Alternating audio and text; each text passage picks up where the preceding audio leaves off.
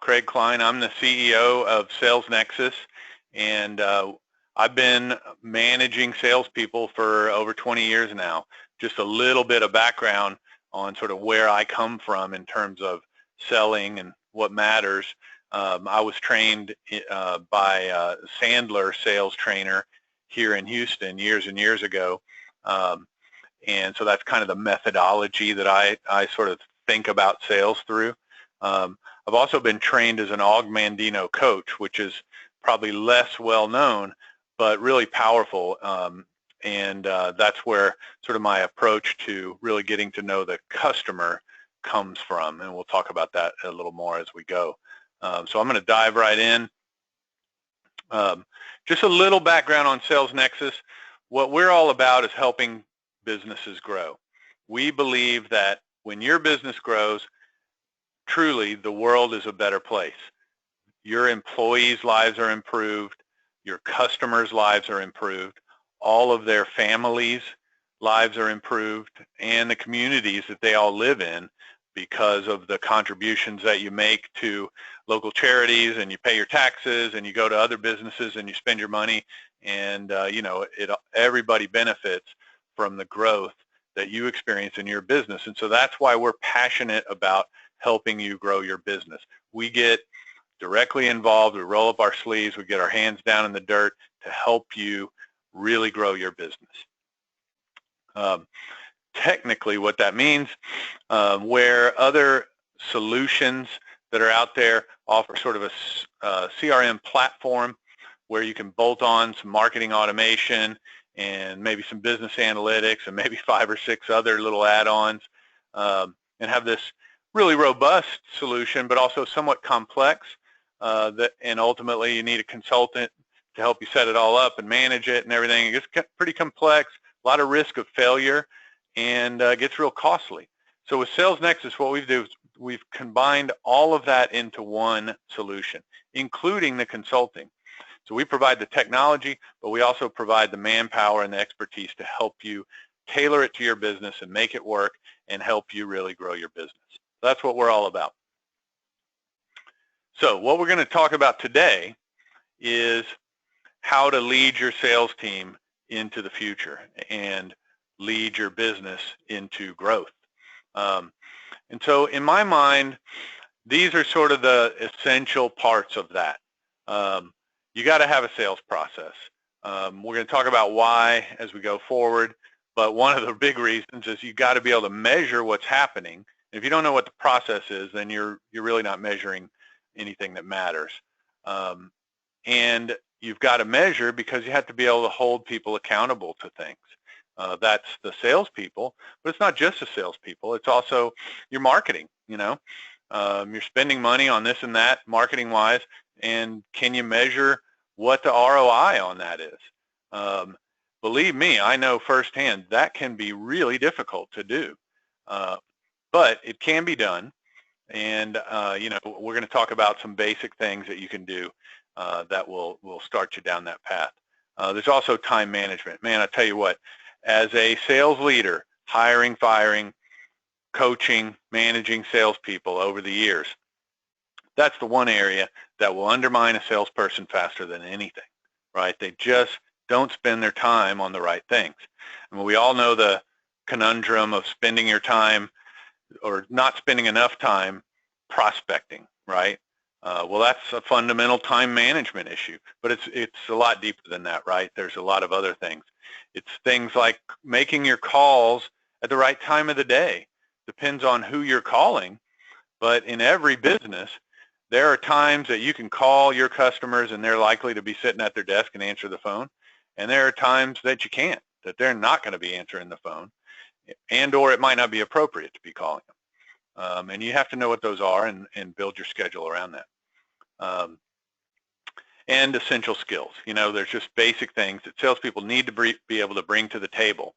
And sometimes we struggle to identify what those really are. So as an organization, in my book, one thing that's essential is lead nurturing. We're going to talk about this a little bit later, but there's just no two ways about it. The numbers involved in any business mean that you talk to lots and lots and lots of people, but you do business with a very small percentage of them. You know, in a typical organization, if you're closing 20, 25%, then you're doing great. So that means every day, every month, every quarter, every year, 75% of the prospects that you engage with don't buy anything. And most organizations essentially throw those leads over the side and just throw them out. Oh, they didn't buy anything, I'm done with them. Man, if all you do is stay in touch with them with some very basic stuff, you will see that come back to you. It just works every time it's tried. So I strongly encourage you to get some kind of process in place. And the other thing is empathy. What we want to do is we want to teach our salespeople to really understand our customers and get all of the other stuff out of their way. Let them spend as much time as they can focused on customers, really building relationships. So this is a definition I pulled up of the word empathy: the ability to step into the shoes of another person, aiming to understand their feelings and perspectives, and to use that understanding to guide our actions. To me, that is what sales is. If we can teach our salespeople to act in that way, to manage their relationships with customers in that way, then we will be successful. Now, in my experience, most salespeople know how to do that pretty well. That's one of the things they should bring to the table, right? Problem is, they get overwhelmed with all this other stuff, and they sort of put this core skill in the back seat. And the other stuff can be a lot of different things, and it depends on your organization. Like in my business, it might be the technology, right? They get overwhelmed with trying to understand the technology. And customers can make that even worse, right? Because they've got their own techno speak they're going to throw at you. If you're if you're selling to people like engineers, you know, that's going to be a similar problem. Or it might just be the sort of busy work in your business that they have to do, and just keeping up with that and rushing through conversations with customers because they feel like they got all this work to get done. We want to get all that stuff out of their way. We want to let them focus on, when I get somebody on the phone, man, I want to stop, get out of my busy mode, and really dig in, right? Really start asking good questions and really getting to know that customer. Well, the good news is, with technology and some organization and these other skills that we talked about a minute ago, you can help them do that. One of the reasons that this is so important is that, and this goes back to the time management as well. It doesn't matter what business you're in, one way or the other, your business is being affected by the internet, right? And the change in the way people buy things, the way they find vendors, and the way they engage with those vendors. It has changed a lot. I'm not going to, this is not a course on that specifically, or internet marketing or anything like that. But here's what you need to know. If you're not calling leads within 5 or 10 minutes, you're wasting your time. So if you don't have things organized so that you can do that consistently, you're throwing marketing dollars out the window, literally. So here's the number of companies that are reporting that they're calling new leads, their first call response times, within these amounts of times, right? So you can see that most of your competitors aren't doing a very good job of this either, right? They're calling them the next day. And I hear that all the time from customers. You know, they got their web form and somebody can request a quote, and that gets emailed to a salesperson who's probably on another call, and so he'll call them in the morning. That's just too late. Here's another study. There's lots of this research out there. Basically, this is the rate at which leads are qualified by the salesperson based on how quickly they were called. And you can see how quickly it decays.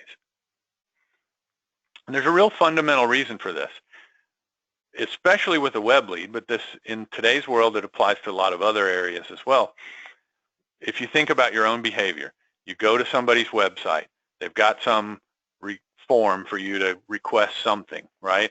You fill it out, and what are you going to do? You're looking for something. You're looking for an answer. You want to buy something. You want to talk to a salesperson, something like that. So what are you going to do? Are you going to just move on to something else? Heck no. What you're going to do is you're going to hit back, and you're going to go back to the Google search results, and you're going to go to one of their competitors' sites, and you're going to fill out one of their forms too. So the point is, if you don't call them first, your competitor will, and whoever talks to them first is going to win. That's the bottom line, 9 times out of 10.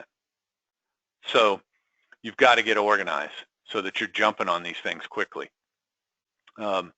Here's another aspect of this.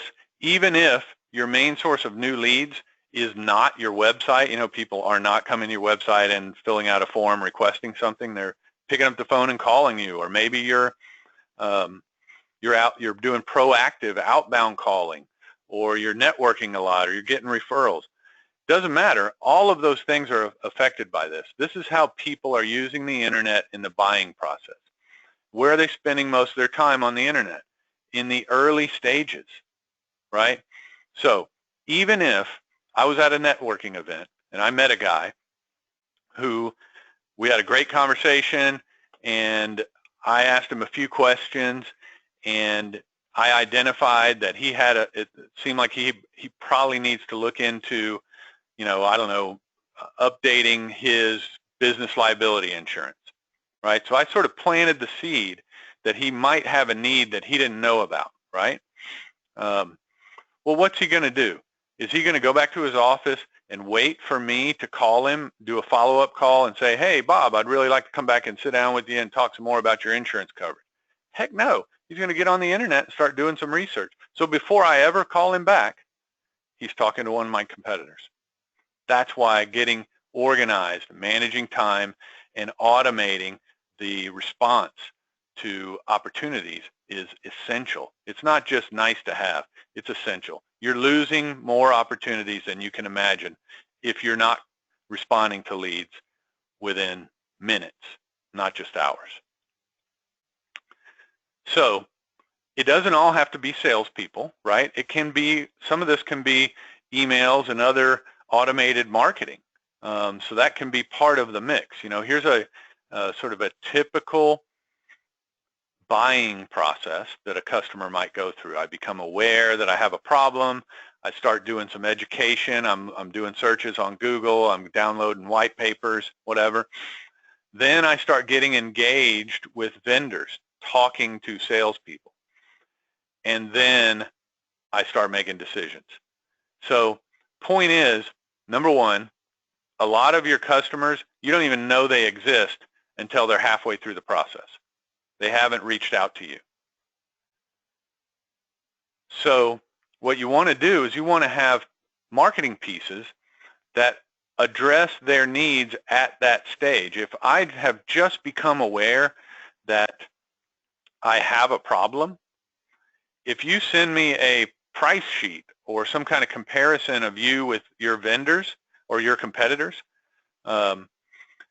that's not appropriate. That's just going to turn me off because I'm not sure I want to solve that problem yet, right? That's how people are. I become aware of a problem, and then I'm going to do some research, or at least I'm going to sort of internalize it, think about it, talk to some buddies, whatever, right? So what I want to do is I want to send you things that are like case studies.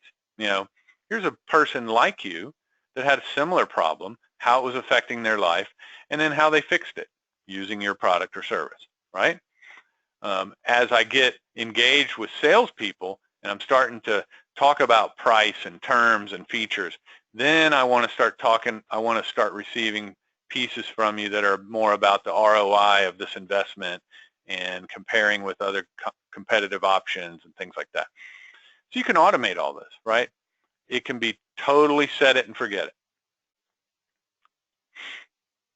Now, let's talk about sort of basic sales management, pipeline management. If this is you, if this is your way of managing the pipeline, if you're getting everybody together in the conference room once a week and you're going, okay, Bob, what do you got going on? And Bob lists off his 5 hot opportunities, and then Sally does the same thing, and so on and so forth, and you're scribbling it on a whiteboard or something like that, then, man, I feel for you. I've been there, and it's painful, isn't it? It's painful because salespeople are great at telling stories, aren't they? They will tell you exactly what you want to hear. So you go around the room and everybody's got great stories. Oh man, there's a huge opportunity that I just ran into last week, and man, I think they're going to close this month, in spite of the fact that you typically have a 90-day sales cycle, right? You've got to break that cycle. You've got to start managing the pipeline based upon metrics that are not subject to storytelling, right, that are more objective. So let me try to do this here. Bear with me a sec. Whoops. Okay, I'm going to try and do this in the real world. So here's my dashboard that I use in my business, right, to manage my sales team. You know, and I've got the obvious things, right? How many leads have been qualified this week by each of the salespeople? How many calls are they logging each day? How many times, you know, just how many customers are they touching this week and things like that. What's the flow of leads look like? What are our sales opportunities looking like? How many opportunities are being added to the pipeline by month and by sales rep, right? So now, if I want to drill into that and I want to sit down with Nick, for instance, and talk, because he's adding a lot to the sales pipeline, right? And I just want to go through and kind of do a reality check on those things, I just click that link and there's my list. There's the opportunities that make up his pipeline, right? So I can sit down, you know, we can sit and look at it in a list form like this, and I can sort it by the number of users or whatever. In your business, this will all be different, right? It won't be number of users. It might be number of employees or, you know, number of locations or whatever matters to you. And, you know, I can drill in. I can go here to Misty at Regal Printing, and I can start looking at the notes. So I'm sitting with Nick, and I'm going, okay, Nick, tell me about Regal Printing and tell me about Misty. And while he's telling me his story, I'm looking at what he's actually done, right? I can see that he had a good long conversation with her on the 17th where he put in a lot of data, captured a lot of notes. I can see that he's sent her a few emails since then, right? And had been trying to get her on the phone, see all these little phone call deals, several times prior to the 17th, right? And then I can go to the next one and have the same conversation, right? So point is, this kind of detail, what this does is it makes sure that Nick is asking the right questions of my customers to really qualify them, right? In my business, if you don't ask the number of users, then you don't know, right? That's the driver of the economic value of the customer. In an insurance business, it might be who's your current provider and what kind of coverages do you have, and probably also when does it expire, because you're probably not going to want to have 2 policies at the same time, right?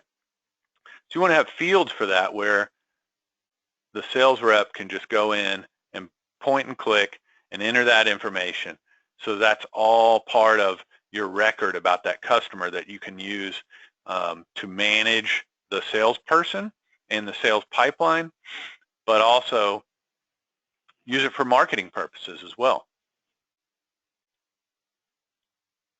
All right, so let's go. Well, one thing I forgot to point out while I was in the software there, time management. That's one of the things that any sales, automation, CRM, contact management system, whatever you want to call them, whatever you're using, your salespeople have got to be using it to manage their follow-ups and things, because that's how you're going to get their time managed properly. You need to have visibility into what Justin's doing today and how he's managing his time. Is he making all his calls first thing in the morning, which is when we know our customers are sitting at their desk, or is he waiting until 1 o'clock? Is he forgetting about follow-ups or just not getting to them, right? I can go in and look at everything he was supposed to do yesterday and didn't do, right? Is he letting leads slip through the cracks? I could have a dashboard. I could be alerted for that kind of stuff, right? But we've got to have that visibility, because guess what? One of the things that I think that one of the mistakes we make when it comes to managing salespeople is that we assume that they're sort of superhuman, in a way that there's a way that we manage most other employees, where we're looking at what their job is, what are they supposed to do technically, so to speak, and are they doing it every day? In some jobs, it's literally, did they show up on time, and how many hours did they work, and how many widgets did they build, right? And so on and so forth. But with salespeople, we just sort of trust them to take care of all of that, because there's this commission thing, right? Or bonus, or whatever you call it in your business. We just assume that because that financial incentive is there, that they're doing everything they can to work as efficiently as possible and follow all the best practices. And guess what, guys? I can tell you firsthand, that's just not the case. Do not assume that. Hey, maybe you're super lucky and you have an awesome sales team of super duper pros that show up and kick butt every day and do everything exactly the way that they should do it, right? I hope that's the case. My guess is that you're not in this webinar because that's your situation, right? My experience has been that salespeople are human just like everyone else, and they need to be managed. They need to be motivated, right? Having this kind of data, having these kind of metrics, I can have a sales contest of, $100 bill to whoever qualifies the most leads this week, or completes the most calls, or whatever I think is the most important, right? But if I can't measure that stuff, then I have limited ways to motivate and manage my team, right? And so now we can hold them accountable, right? We can set goals based on objective things. How many calls were made? How many leads were developed at the trade show? How many leads were qualified in follow-up calls? How much dollar volume of new pipeline opportunity was added this month? Whatever. Those are goals that we can hold them accountable to. I'm not saying that every time somebody doesn't make enough calls for the day, whatever you think enough is, I'm not saying you're running down the hall and slapping them on the hand. That is not what I'm saying. What I'm saying is you need to know when it happens, and when it's whatever you think a problem is, right? Whatever you think is important, and however many repeat times or instances it takes for it to be a concern to you. Might be the first time, or might be after a week straight. But whatever that is in your world, eventually you want to sit down with them and just point it out and go, hey, I've noticed that you're only making 10 calls a day. And that's, we've talked about this. That's not really the goal. What's the problem? How can I help you? That's all. That's all we're doing. Just, hey, Mr. Salesperson, I have noticed that there's a problem and I want to help. What's going on? Right? And a lot of times, that's all it takes. Now, if you have that conversation and the next week it happens again, then you got to have some way to warn them, and say, hey, look, we talked about this last week. You said you were going to do some things differently. Seems like it didn't happen. If we don't see an improvement here, then I'm going to have to And then that's what this is here at the bottom. There's got to be some kind of consequence. Doesn't mean you're going to fire them, but there's got to be something, something that they don't want to have happen, right? It could be that you don't get any new leads for the next week, or maybe you're not eligible for commission unless you've done certain things. I've seen a lot of organizations do that, and for sure, that is very motivating.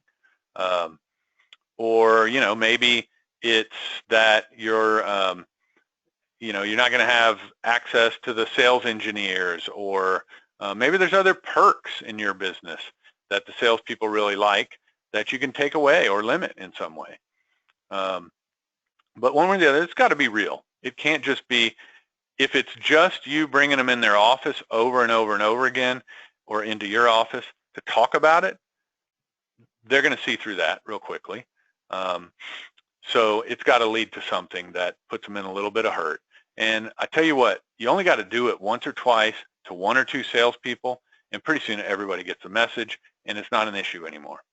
But it has to be done, because I'm assuming that all of us have been doing this long enough to know that if all you do is look at how much they're selling, what they're closing, then you're managing by a trailing indicator, right? Which means by the time you've decided that somebody's not working out, it's way too late. Imagine that you have a 90-day sales cycle, and your salesperson's sales have been subpar for 3 months. Well, you know, really, you should have been doing something about it, not 90 days ago, but 180 days ago. That's when you had a chance to fix the situation, right?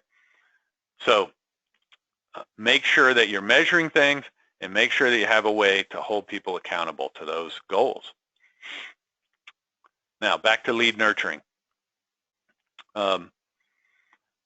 You have to have some way to put the right message in the right person's hand at the right time. Every one of your salespeople is managing hopefully lots and lots of different leads, right?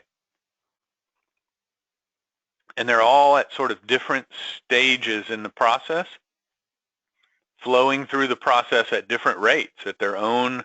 They're setting the pace, not you, right? Ultimately, that's the case. You can certainly try to influence that, but they're in charge, right?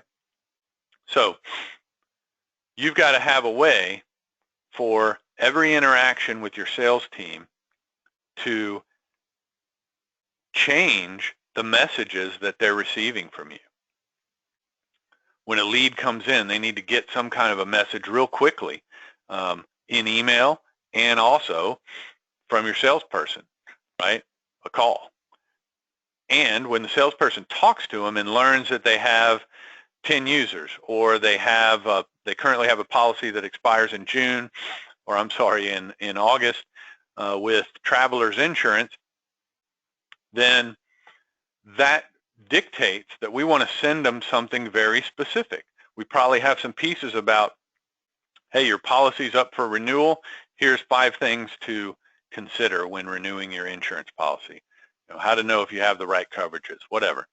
You want to get that in their hands because the time is now, right? But if they tell you, you know, I have a policy that runs through the end of the year, well, you probably want to send them something a little bit different. You're going to save that other piece for later in the year. Here's why this is so valuable. We talked about earlier how nurturing these leads can be so valuable in terms of just all the leads you talk to and you never close business with, and you just kind of forget to stay in touch with, or you just don't have time for it. We can automate that, sure. But when you do, the next level is anytime somebody engages with one of those pieces, my salespeople can be alerted in real time. Hey, Bob just clicked on the vendor comparison. Is it on the site right now looking at the vendor comparison? Man, that's somebody I want to call right now, right? Well, that can be done. The technology is available and it's easy to implement. The only thing that should be in any way challenging for your organization is creating these messages. You want to create email pieces that sort of diagnose the customer's current situation for you. So when you pick up the phone, you're not calling up and just saying, "Hi, Bob, this is Craig with Sales Nexus. We provide a CRM and blah, blah, blah, blah, blah." You know, I'm calling them up and I'm saying, "Bob, hey, I noticed you were taking a look at our video on 5 ways to fix this," whatever that is in your business. Because now I'm talking to him about something I know that matters to him, right? It changes a cold call into a very warm call. So now your sales team is sitting there focused on people that have already essentially raised their hand and said, "Hey, I'm kind of interested in this right now," rather than just cold calling over and over again trying to get people on the phone. So if you do this, okay, here's an example of how this works. If you got 10 salespeople and your close rate is 20%, you close of 100 leads or opportunities, you're going to close 20 of them. And you got $500,000 in sales. Then you're going to see $42,000 in additional monthly sales from a simple lead nurturing program like I'm describing here. This works every time it's tried. If you'd like to kind of look at the numbers in terms of your business, definitely let us know. We got some calculators that we can show you how it would work in your business, but it's pretty simple math. You build up a very big hopper of discarded or cold or old leads, whatever you call them, very quickly. And if they're just getting 1 or 2 messages every month, you're going to get about a 1 to 2% click rate. So you can do the math from there. If you think your hopper is 10,000 people, then that means you're going to get 100 people raising their hand every month. And if you close 20% of those, that's 20 new sales that you're not getting today, right? So it adds up to about $500,000 in additional sales for an organization of 10 salespeople for the year. Pretty powerful, definitely worth doing. I would encourage you to do whatever you can do to take the first step. And even if it's just simply creating one follow-up email that you send to everybody on the cold lead list once a month, just do that, and you'll see the results, and that will encourage you to take the next step and create a second and a third piece and so on. Okay, so getting this kind of framework in place can be pretty daunting. The biggest challenge is that, number one, it's really hard to be objective about your own process. That's hard. It just is. And you're busy, trying to meet your numbers, right? You don't have time to sit around monkeying with all this stuff. So you've got a plan for a successful implementation. And one of the keys to that, well, the number one key is you've got to get the salespeople to use it. That's essential. That's the number one reason that a CRM or any other kind of sales automation tool will fail, is that the salespeople just don't use it. So you want to get them involved in the process early, get their buy-in, and ultimately the sort of elephant in the room is you, as the leader of the organization, are going to have to say, you have to use this. It's not an option. Sure, you can give them some options in the form of, you have to do these minimal things at least. You can do these other things in the system if you want, but you have to at least do these 4 or 5 things. But you do have to do that. And it does have to be a requirement. It has to be a, hey, if you can't do this, you're not going to have a job around here much longer. That's the bottom line. I've seen it. I've seen the inability to convey that message to the sales team undermine sales organizations over and over and over again. consistent data input. That's what I was just talking about, right? You've got to have at least the basics getting in there every time, not some of the time, because if you don't have it every time, you don't have useful data. You've got a, sort of a half picture of reality, and you can't do anything with that. Or more to the point, what's going to happen is you're going to be looking at the reports, and you're going to see that Sam didn't make a lot of calls last week, and you're going to call him in your office and have that conversation we talked about with him. And he's going to say, well, I'm real sorry, boss, but, I was just on the road so much, I just didn't get a chance to log all my calls. I made all my calls. I just didn't put them in the system. And then what do? Either you call him a liar or you walk away from it, right? And that's a very uncomfortable situation to be in, believe me, I know. The way we do it in our business and the way we encourage our customers to do it is you have to say to the sales team, if it's not in the system, it didn't happen. Period. End of story. I don't want to hear about it, That's how you're going to get actionable metrics, because you have to be able to rely on the data, number one. You have to know that it's 100% of the picture, not 95% of it or 50% of it or whatever. And it has to be detailed enough that it's actionable in your world. For instance, how many calls got completed? Well, if you don't have that data now, then it probably seems kind of cool. Probably sounds like, oh yeah, man, it'd be really nice to know which of my salespeople are making a lot of prospecting calls. Awesome. Well, guess what? As soon as you have that information, you're going to discover that it's not quite enough, right? So like as an example, in the insurance business that I've been kind of using as an example here today, if my salespeople are making tons and tons of calls, but they're all to customers in a certain industry that we know we don't have really great policies for, it's just not our sweet spot, or they're all to customers who just signed a policy with a competitor and so they're locked in for a year, well, that's maybe not all that great, right? What I want to see is that my salespeople are making tons and tons of calls to prospects whose policies are up for renewal in the next 60, 90, 120 days, right? It's that little detail, that little piece of data about when their policy renews that makes all the difference in the world. That little detail is going to be different for your business versus my business versus the next guy. It will even be different from you to your competitor. That's one of the things about these sort of out of the box, if you're in this industry, we've got everything you need, it's all ready to go.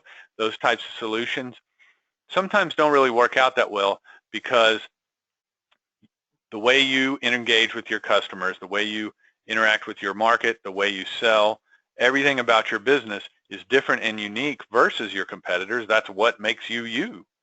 And it's those little things that you need to build your process around and your metrics and all your accountability. So here's some of the things that people do wrong a lot, to kind of give you a roadmap of things to avoid. So what happens all the time is when you get into the process of selecting a system to manage all of this for you, you get enamored of all the bells and whistles. And so if you show up into the conversation with vendors without your own list of here's the things we have to have and here's the nice to haves, then what's going to end up happening is you're going to try to build that list by looking at vendors. And that means they're in charge of your requirements, not you. And that's crazy. So don't put the features first, put your process first. Figure out what your process is, and then go find the features that are going to support that process. Get the salespeople involved early and often. I'm not saying you turn the process over to them or let them make the decision. Ultimately, this is a sales management tool. It's a marketing tool. It's not 100% about the salespeople benefiting from it. It's about making it very easy for them to get you the data you need to manage the team. That is essential. So that's where you need their input. They need to tell you, yes, boss, I can use this when I'm sitting in my car about to go into a meeting, or when I'm sitting with a customer, or when I'm on the phone hammering out my calls. This will work for me. That's what you need to know. Lack of integrations. That's a huge one too. So, you can create a really awesome system for the salespeople and for you, but if it's then like falling off a cliff, like, I got my leads coming in from my website and they automatically go on these lead nurturing campaigns and my salespeople are alerted in real time and they're picking up the phone, they're calling everybody in 10 minutes or less. Awesome. And then they're managing the whole process of presentations and proposals and things. And then eventually what happens a lot, what I see a lot in a lot of businesses, if you're in a real sort of technical or engineered type of product business, then just creating a proposal means you got to go use some other system, right? Or at a minimum, when they finally get the order, the customer says, yes, ship it, then you got to go use some other system. It's got to be sent over to accounting or operations or somebody, right? Well, it's like that's all your tracking stops right there, right? So you want to integrate the system with these other systems in your business. And guys, this is 2016. We are well into the internet age. We are well into the age of APIs and cloud-based information and everything else. This is not hard to do. Your vendor should be able to tie in their system with your other systems. Even if you've got these, homegrown systems that you've been using for 20 years, that only you use, that can still be done. And it's really essential. It's also very key to engaging the salespeople, right? Because what do they want to know? They want to be able to do things like look up how much has this customer spent with me over the last year, 2 years, last quarter, whatever. Well, if you can integrate your CRM with your accounting system so that they have access to that information, and when they get an order, they can just hit a button and boom, the order's created in the accounting system. Awesome. They're going to love that. It's going to help them get engaged and use the system the way you want them to use it. So when it comes to implementing a system like this, make sure you've got your process figured out. Know what the sales process is. I said before, and it's true, I see it over and over again, it's very difficult to be objective about your own process. It's very difficult to know how much detail is too much detail. I highly recommend that you get someone else involved on some level in helping you figure that out. Somebody with a little bit of experience and or an objective point of view. Get your data ready. That's essential. We see that a lot. People, everything's ready to go. It's all set. They want to have everything up and going by, the first of the month or whatever. But guess what? Now we've got to go gather data from every salesperson's iPhone and their Outlook contacts, plus accounting, plus operations, and the warranty department. They all got different lists and databases, and we've got to bring all that together and clean up duplicates and things like that. That's going to have to be done. So get the process started, and or work with somebody who can help you with that. And resources. Internally, you're going to need somebody to spend some time on this. If you're super busy out there closing deals and hitting home runs with customers, then don't think that you're going to somehow magically carve out an extra 2 hours a day to do all this yourself. Find somebody on your team that can help. Maybe bring in somebody on a temporary basis to help with it. But you're going to need internal resources to work on this. So it gets costly. I talked about earlier, this is typically with most CRM systems, You're going to have the subscription to the CRM, but then you're going to have all your add-ons, your marketing automation system, your business analytics, and whatever. And this tab will just keep adding up as you start to add those things together. This is for a 10-user group. These are typical costs. But then you've got to pay a consultant to set it all up. Do not fool yourself. You are not going to set up your typical Salesforce or Microsoft type system yourself unless you want to stop doing what you do for the next 2 or 3 months.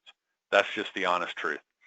That's why most companies will bring in one of these, they call them certified consultants, who come in and start charging you by the hour to do everything for you, right? And it just adds up. None of it happens quickly. There's some work involved. You've got to get all your data together and get it loaded. You got to customize the fields and reports and processes around your business. You got to create that marketing content, and that's going to take a little bit of a different type of person. And then you've got to train the team.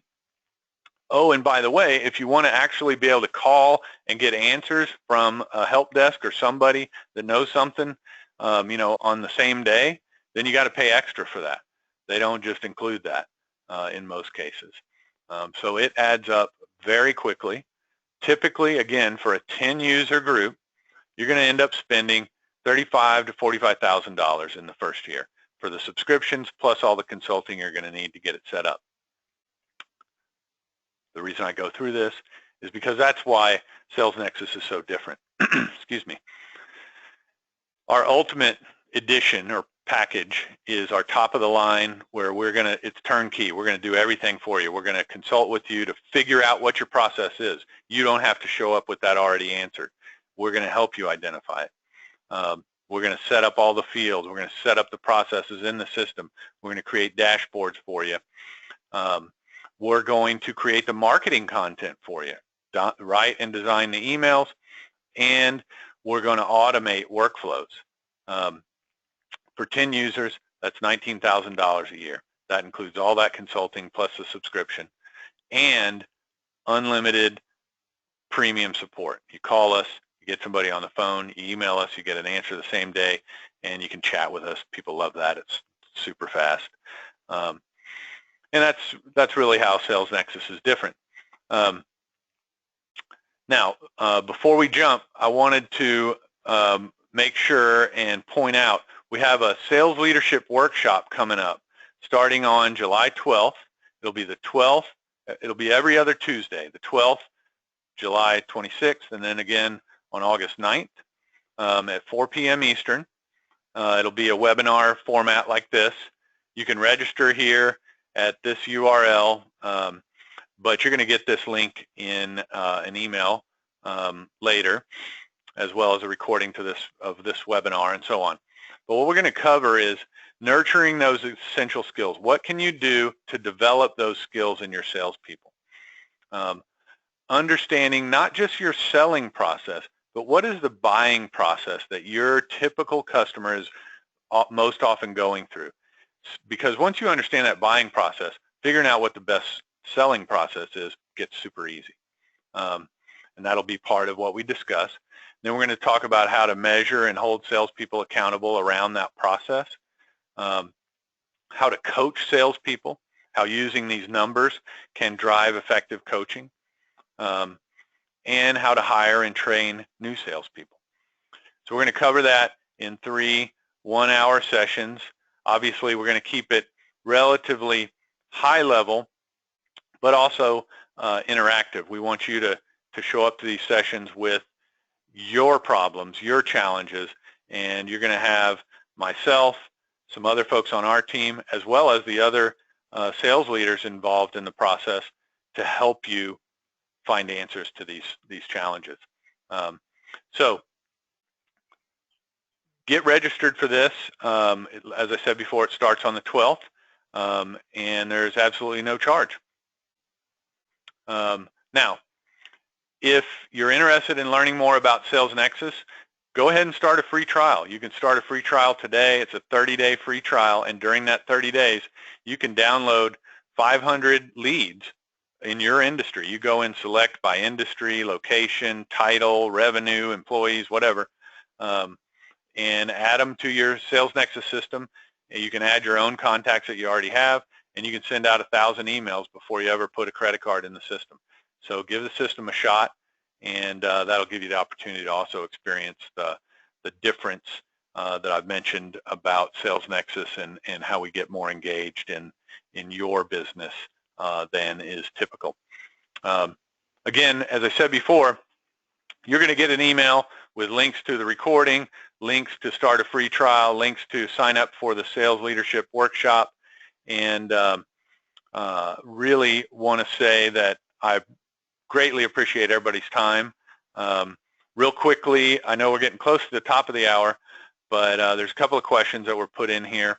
One of them is about the lead ferret contacts. Yeah, so every Sales Nexus subscriber gets access to 500 lead ferret contacts. Lead ferret's our partner. They provide contact lists. You can search by all kinds of different criteria, and it includes the email addresses.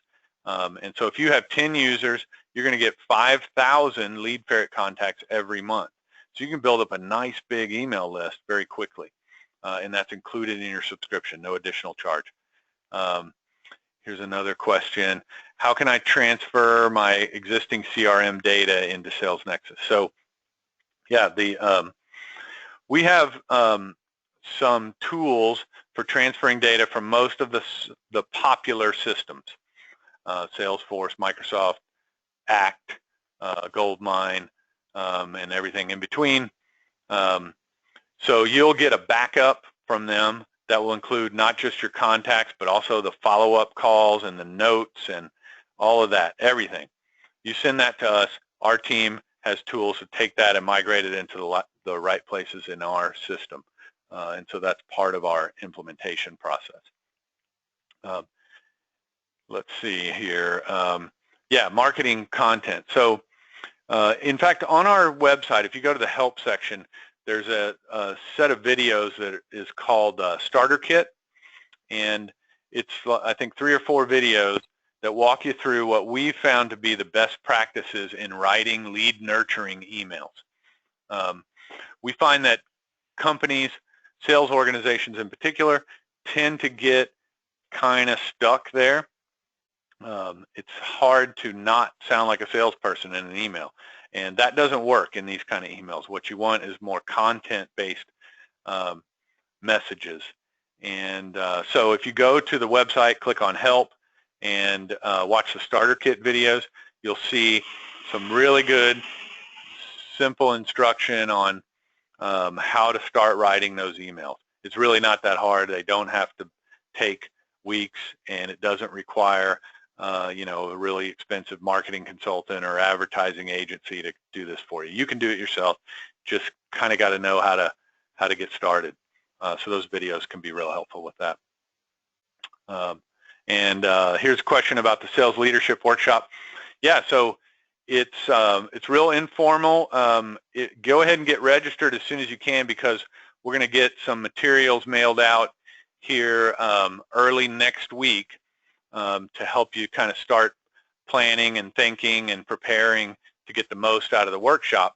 But you know, basically what we're going to try and do is talk about best practices in each of those areas that I went over earlier, and then you know, talk about each of the participants and their business and how those things manifest themselves in your business, and try to get a little bit, you know, nuts and bolts in your business, and you know, share ideas and experiences amongst the team. And you know, my goal is that by the time it's over, you've got a really clear roadmap to how you can get a sales process and a measurement and accountability framework in place, as well as a lead nurturing program for your team, all on your own without needing Sales Nexus or any other vendor to do it for you. So this is not really a sales pitch. It's really just a way to help you guys answer the questions in your mind and get some clarity so you can start moving forward. So hopefully you'll register for that, and we'll see you then. And again, thanks to everybody for your time, and you'll be getting some emails from us as a follow-up with links to all the things I've talked about. So look forward to that. And y'all have a great afternoon. Thank you very much.